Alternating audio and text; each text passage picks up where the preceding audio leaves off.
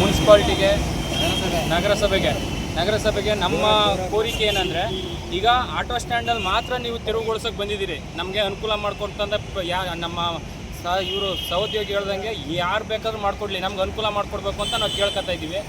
ಆದರೆ ಆಟೋ ಸ್ಟ್ಯಾಂಡಲ್ಲಿ ಮಾತ್ರ ಅನಧಿಕೃತವಾಗಿ ಇಲ್ಲಿ ಮೇಲ್ಚಾವಣಿ ಮಾಡ್ಕೊಳಕ್ಕೆ ಬಂದಿದ್ದೀರಿ ಅಂತ ಹೇಳ್ಬಿಟ್ಟು ತಡೆ ಹಿಡಿದ್ರು ನಮ್ಮ ನಗರಸಭೆ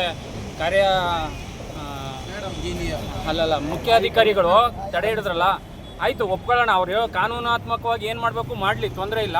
ಬಟ್ ಮದ್ದೂರಿನಾದ್ಯಂತ ಏನೇನಿದೆ ಎಲ್ಲನೂ ತೆರವು ಮಾಡಲಿ, ಅವಾಗ ನಾವು ಅದಕ್ಕೆ ಸಪೋರ್ಟ್ ಕೊಡ್ತೀವಿ. ನಾವು ಅದನ್ನ ಬಿಟ್ಟು ಎಲ್ಲನೂ ಬಿಟ್ಟ ಮೇಲೆ ನಮ್ಮನ್ನು ಬಿಟ್ಬಿಡ್ಬೇಕು ಅಷ್ಟೇ, ನಮಗೂ ಮಾಡ್ಕೊಡೋಕ್ಕೆ ಅವಕಾಶ ಕೊಡ್ಬೇಕು ಅವರು. ಯಾಕೆಂದರೆ ನಾವು ಇರೋ ಮರ ಗಿಡಗಳೆಲ್ಲನೂ ನಾವು ನೆಟ್ಕೊಂಡು ಇದು ಮಾಡಿದ್ವಿ, ಎಲ್ಲ ರೆಡಿ ಮಾಡ್ಕೊಡ್ತೀವಿ ಅಂತೇಳಿ ಕೇಂದ್ರದಿಂದ ಆಗಿದೆ. ಕೇಂದ್ರದಿಂದ ಬಂದು ಮಾಡ್ಕೊಡ್ತಾ ಇದ್ದಾರೆ. ಅವ್ರು ಮಾಡ್ಕೊಡ್ಬೇಕಿತ್ತು ಸಾಮಾನ್ಯವಾಗಿ. ನಮ್ಮ ತಿಳಿದಿರೋ ಪ್ರಕಾರ ಅವ್ರು ಮಾಡ್ಕೊಡ್ಬೇಕಿತ್ತು. ಯಾರು ನಗರಸಭೆಯವರು ನಮಗೆ ಒಂದು ಮೇಲ್ಚಾವಣಿ ಮಾಡ್ಕೊಡ್ಬೇಕಿತ್ತು. ಆದರೆ ಬೇರೆಯವ್ರು ಮಾಡ್ಕೊಡ್ತಾ ಇದ್ದಾರೆ. ಈಗ ಮಂಡ್ಯ ನಗರಸಭೆಲೆಲ್ಲ ಇದೆಯಲ್ಲ, ಅಲ್ಲಿರೋದು ಇಲ್ಲ ಯಾಕೆ? ಅದು ಮಂಡ್ಯದಲ್ಲೂ ಮಾಡಿದ್ದಾರೆ, ಮಳವಳ್ಳಿನಲ್ಲಿ ಮಾಡಿದ್ದಾರೆ, ಇದೇ ಕಂಪ್ನಿಯವರೇ ಮಾಡಿದ್ದಾರೆ. ಮಳವಳ್ಳಿಲಿ, ಮಂಡ್ಯದಲ್ಲಿ ಎಲ್ಲ ಮಾಡಿದ್ದಾರೆ. ನೆಕ್ಸ್ಟು ಕೆಸ್ತೂರಲ್ಲೂ ಕನಕಪುರ, ಕೆಸ್ತೂರು ಎಲ್ಲ ಇಲ್ಲಿ ಮಾತ್ರ ಯಾಕೆ ಈ ಥರ ಸಮಸ್ಯೆ?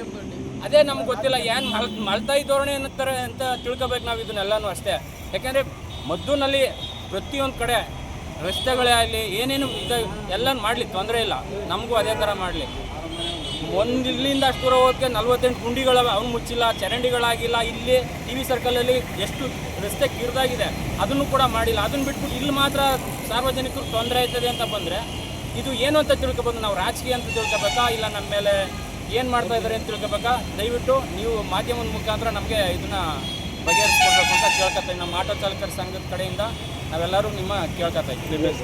ನಮ್ಮ ಹೆಸರು ಪ್ರಕಾಶ್ ಅಂತ ಹೇಳ್ಬೋದು.